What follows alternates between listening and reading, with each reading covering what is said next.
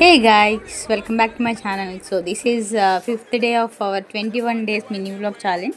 So as యూజువల్గా ఈరోజు నేను చాలా ఎర్లీగా అయితే లేచాను, 5కి అలా లేచాను. లేచి ఏంటంటే కొంచెం డిస్టర్బ్గా ఫోన్ కాల్ వల్ల లేవాల్సి వచ్చింది. సో లేచి కొంచెం మెడిటేట్ చేసుకున్నా. బట్ మెడిటేట్ చేశానంటే సగం నిద్రలోనే ఉంటా. అండ్ దెన్ ఏంటంటే తెలుసు కదా, భగవద్గీత అయితే చదువుతున్నా.